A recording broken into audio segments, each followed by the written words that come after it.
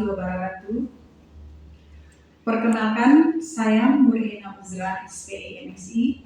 Saya adalah dosen pada Fakultas Sains Program Studi Manajemen Sumber Daya Perairan Universitas Nahdlatul Ulama Sumatera Barat. Saya mengampu beberapa mata kuliah di Fakultas Sains ini, diantaranya adalah Botani Laut, Sistem Sosial Budaya Masyarakat Pesisir, Aplikasi Kewirausahaan, serta Eksplorasi Sumber Daya Hayati Laut. Nah, pada kesempatan ini saya akan menjelaskan sedikit tentang pembelajaran saya di mata kuliah Eksplorasi Sumber Daya Hayati Laut.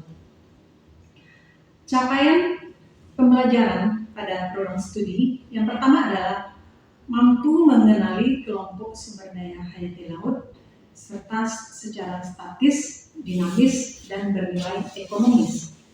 Yang kedua, menguasai penggunaan alat survei untuk mengidentifikasi serta memperkirakan sejauh mana manfaat dari potensi sumber daya hayati laut, baik secara kuantitatif dan kualitatif.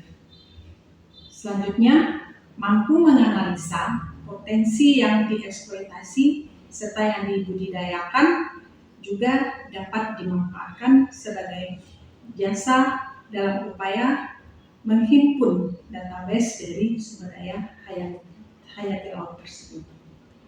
Sedangkan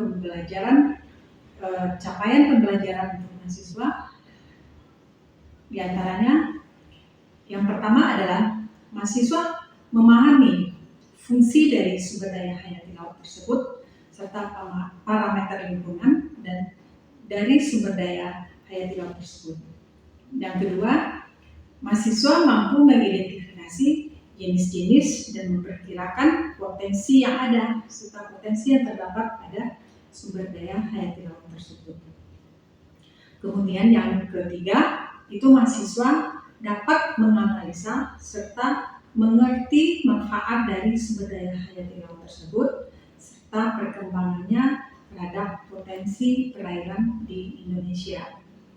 Selanjutnya, mahasiswa menguasai bentuk dari sumber daya hayati laut tersebut serta mampu mewujudkan nilai-nilai manfaat dari sumber daya hayati laut yang bisa menciptakan peningkatan perekonomian masyarakat.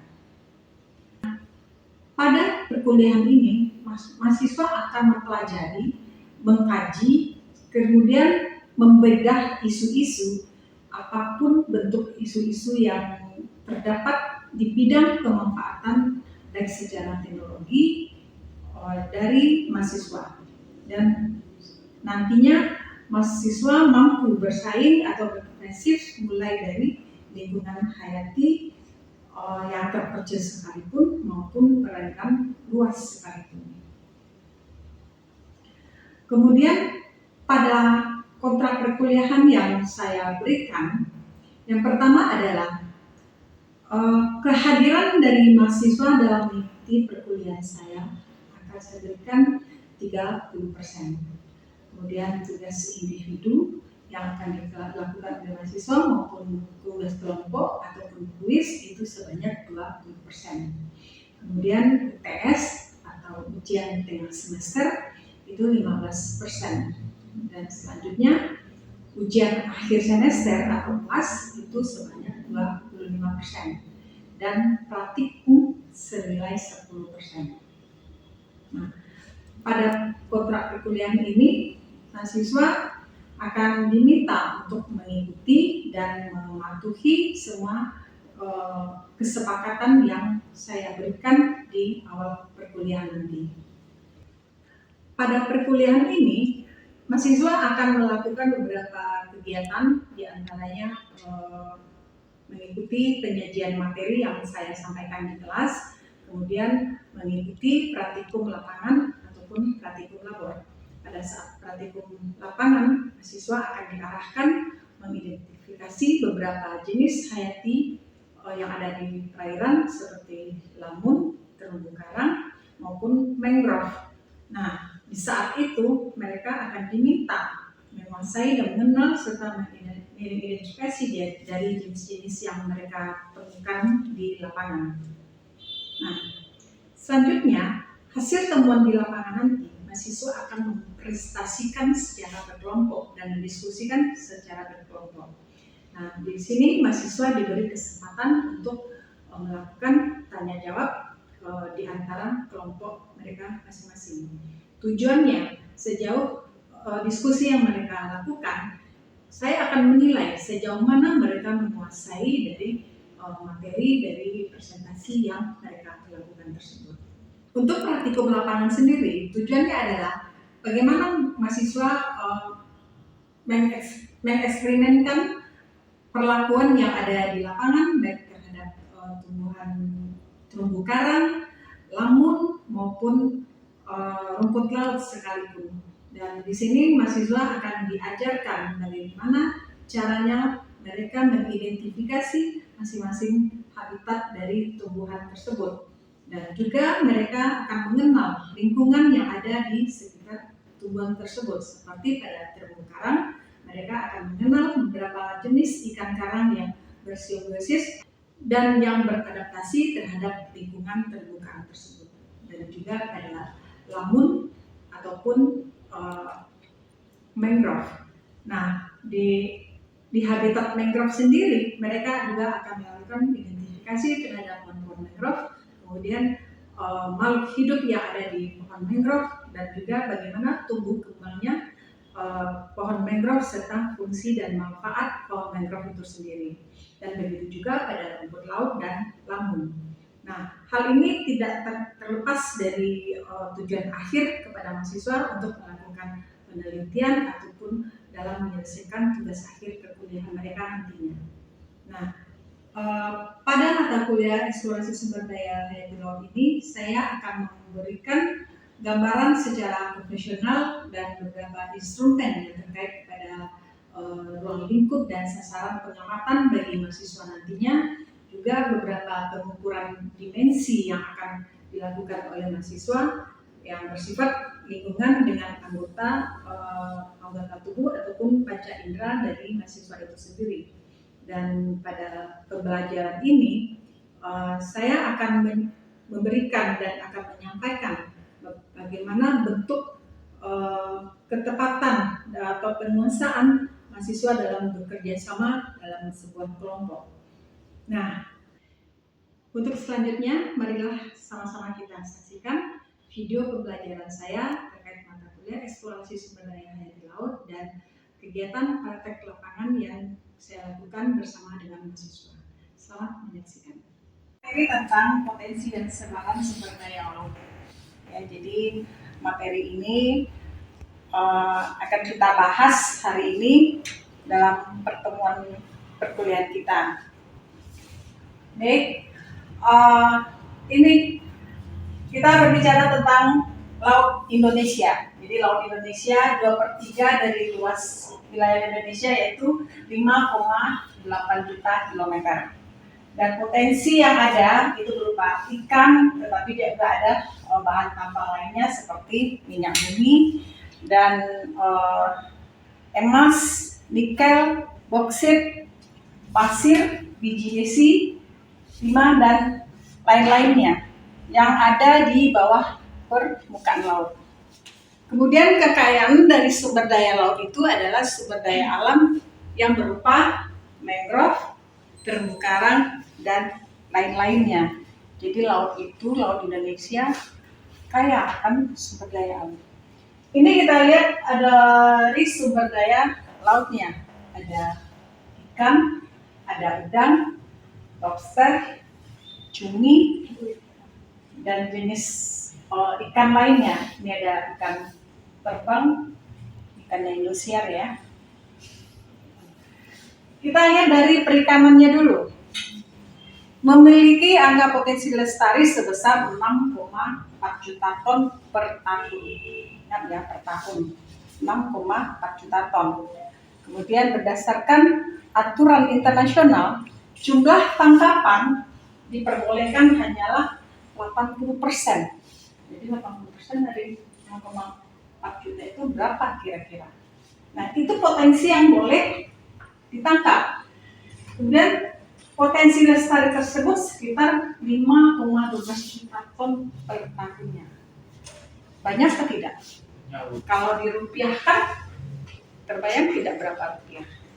Tinggal kalian mengalihkannya aja dalam bentuk rupiahnya. Kayu ya, Bu. Kaya ya. Nah, kenyataannya jumlah tangkap ikan di Indonesia itu hanya mencapai 4,4 juta ton per tahunnya. Nah, berarti masih ada peluang untuk meningkatkan jumlah tangkapan kita yang diperbolehkan, yaitu sebesar 720 ton per tahunnya. Nah, apa? Kalau dibandingkan dengan potensi ikan, adanya perbedaan secara umum antara lain di bagian Indonesia Barat dan Indonesia Timur. Nah, kenapa Indonesia Barat dan Timur? Karena potensi perairan lautnya memang adanya di sana. Kemudian di Indonesia bagian Barat itu rata-rata pada kedalaman 75 meter. Ya, ikannya banyak ditemukan yaitu ikan pelagis kecil. Ikan pelagis kecil apa contohnya? Ikan kembung, ikan teri. Kalau bahasa lokalnya apa? Badak, ya. Ikan kembung apa bahasa lokalnya? Ikan kambulu, ya. Ikan kecil yang kita temukan di pasar. Nah, kemudian kondisinya agak berbeda terdapat di kawasan timur pada kedalaman sampai 4.000 meter. Nah, ini ikan yang ditemukan ikan pelagis besar seperti ikan tuna dan ikan cakalang. Pada saat kita praktek lapangan kemarin di Jakarta itu rata-rata ikan tuna semua. Nah, itu pada kedalaman yang mencapai 400 meter.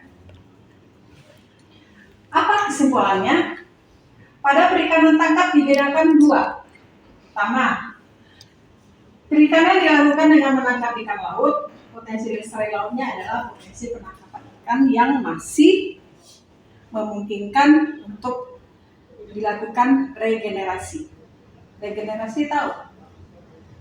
Generasi saja. Iya, betul. Jadi ikan ditangkap, tapi ada lagi yang di penerusnya. Nah, kemudian jumlah ikan yang ditangkap tidak akan mengurangi populasi ikan tersebut. Jadi angka potensinya itu mencapai 6,4 juta ton per tahun. Kemudian secara aturan internasional hanya 80% yang boleh ditangkap. Tetapi kenyataannya baru 5,12 juta ton per tahun. Yang ditangkap 4,4 juta. Kemudian yang belum maksimal hanya sebesar 720 ton per tahunnya. Nah, apa jenis komoditi ikannya? Yaitu ikan tuna, cakalang, cumi-cumi, tongkol, dan layang. Termasuk juga ikan kakap. Semua jenis ikan ini pernah kalian lihat secara langsung tidak? Ya, pas yang suka belanja ke pasar, yang suka masak ikan, pernah ya ikan ini, tapi tidak asing lagi kan. Kemudian ini ada data dari Kementerian Kelautan. Nah, perkiraan penangkapannya. Ini jumlah ton. Ini mencapai 15,5. Ini triwulan pertama, kedua, dan ketiga. Yang biru adalah penangkapan, yang merah itu budidaya, yang berwarna hijau atau kuning. Ini adalah tumbuhan budidaya rumput laut. Nah, ini yang ungu adalah total produksi perikanannya, yang mulai atas. Ini yang volume peningkatan produksi perikanan. Jadi dari terendah itu kalau yang ungu ya ini 4 juta ton sampai titik 14 atau 15,35. Itu gambaran produksi perikanan yang meningkat setiap tahunnya. Sampai sini ada yang mau bertanya? Ada yang bertanya? Silakan. Tidak ada. Potensi hutan mangrove. Ya, potensi hutan mangrove dikenal masyarakat dengan hutan bakau. Kalau kalian sering main ke laut, ke pantai, biasanya menemukan sekelompok tanaman yang seperti ini. Ini bentuk dari hutan mangrove. Akarnya muncul dari dalam air. Nah, ini bentuk taman mangrove. Taman mangrove biasanya ini dibuat sebatang jembatan yang bisa kita lalui dan kita bisa jalan-jalan di tengah hutan mangrove di sini. Nah, biasanya kalau kita jalan-jalan di tengah hutan mangrove, kita akan menemukan di samping hutan mangrove kita juga menemukan hewan-hewannya. Ada ular juga biasanya, burung-burung yang berada di hutan ini. Kemudian pada saat air pasang, pada saat hutan mangrove itu akan mengenang air laut. Kalau pada saat pasang surut, air lautnya itu mengenang, persis seperti pada gambar. Ini juga, ini yang di kawasan pantai.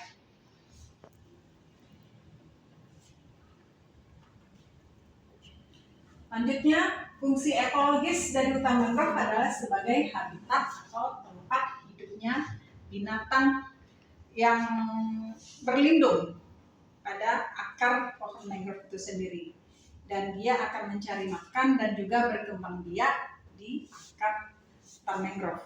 Fungsi ekologisnya hutan mangrove adalah melindungi pantai dari abrasi air pada saat pasang naik atau pada saat ombak.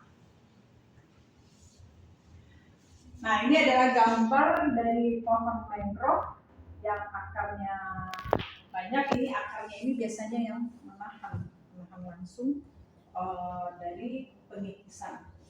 Nah, secara ekonomis hutan mangrove merupakan memiliki nilai ekonomisnya, yaitu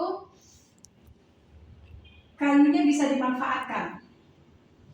Kemudian biasanya masyarakat memanfaatkan kayu bakar dan juga memanfaatkan pembuat arang.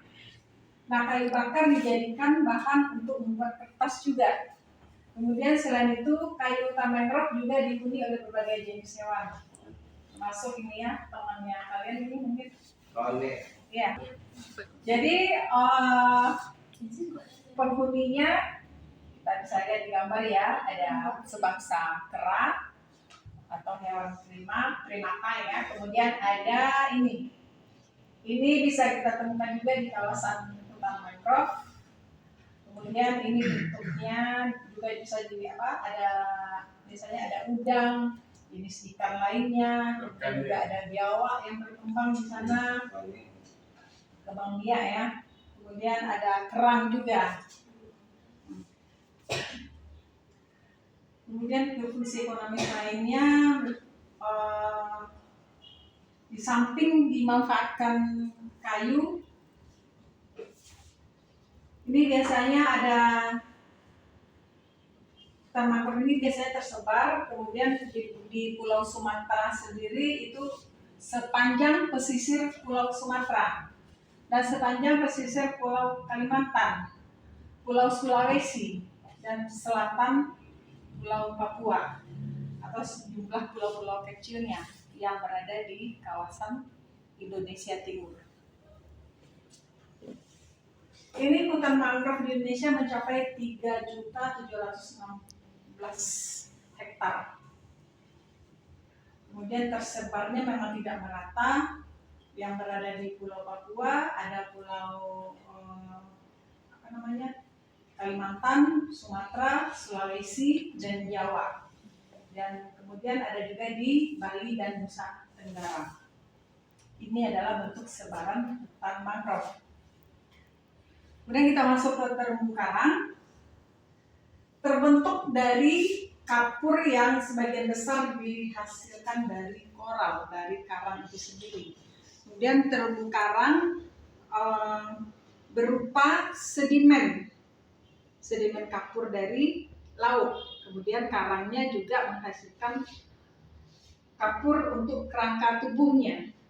Nah, ini pada gambar, ini pada umumnya mengandung zat kapur yang membentuk karang itu sendiri.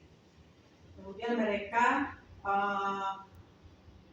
dari ribuan koral yang membentuk koloni. Nah, ini kita coba lihat taman laut yang ditumbuhi oleh karang, aneka ragam bentuk terumbu karang. Ada yang ini masing-masingnya mempunyai nama berbeda-beda. Jadi nanti kita akan belajar mengidentifikasi berbagai bentuk dan jenis terumbu karang itu tadi yang ada di dalam laut. Ini adalah kepulauan yang memiliki terumbu karang terluas di Indonesia, mencapai 4.300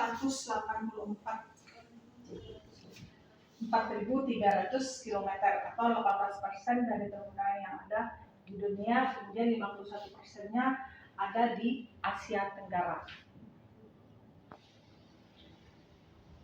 Ini yang di Indonesia tidak hanya keragaman hayati laut yang hidup di dalamnya, tapi juga keragaman terumbu karangnya yang tertinggi di dunia, mencapai 2.500 jenis. Kemudian terdapat 560 jenis karang, 2.500 jenis moluska, 1.500 jenis udang-udangan atau krustasea. Udang sendiri juga tumbuh hidup dan hidup di kawasan terumbu karang. Nah, kemudian terumbu karangnya itu biasanya memiliki suhu antara 21 derajat sampai 29 derajat. Kita lihat dari manfaatnya. Manfaat ekonomi sebagai sumber makanan. Ya. Oke, kita lihat manfaat terumbu karang sebagai sumber makanan, obat-obatan, dan objek wisata bahari. Kemudian manfaat ekologis, mengurangi hempasan gelombang pantai yang dapat mengakibatkan terjadinya abrasi. Kemudian manfaat sosial ekonominya sebagai sumber perikanan. Sumber perikanan yang dapat meningkatkan pendapatan para nelayan. Kemudian terumbu karang juga menjadi daya tarik objek wisata yang dapat meningkatkan pendapatan penduduk di sekitar pariwisata bahari. Objek wisata bahari. Mereka bisa menyelam, menikmati keindahan terumbu karang dan ikan-ikan, dan dia bisa bermain dengan ikan-ikan karang dan bisa bercengkrama dengan ikan-ikan yang ada di terumbu karang. Nah, kemudian di sini kita bisa lihat gambar di mana ada ikan anemon yang hidup dengan biasanya banyak ikan yang berwarna-warni. Kemudian ini ada pantai, pulau yang ada kawasan wisatanya. Biasanya di sini ada penginapan-penginapan, dan orang yang suka berwisata ke pulau biasanya dia menginap di pulau dan menikmati wisata bahari pantai. Dan kadang-kadang itu wisatawan juga memanfaatkan untuk berjemur dan bersnorkel. Ada yang ingin bertanya? Silakan. Manfaat dari terumbu karang atau ikan karang, atau ada yang tertarik untuk melakukan wisata pulau? Itu banyak manfaatnya.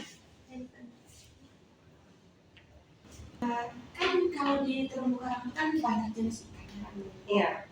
Apa aja jenis ikan yang tidak boleh dimakan ikan yang berada di sekitar terumbu karang?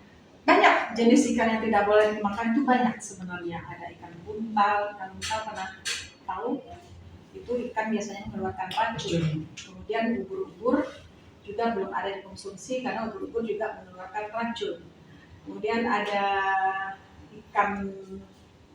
ikan hias yang dilindungi seperti ikan Napoleon.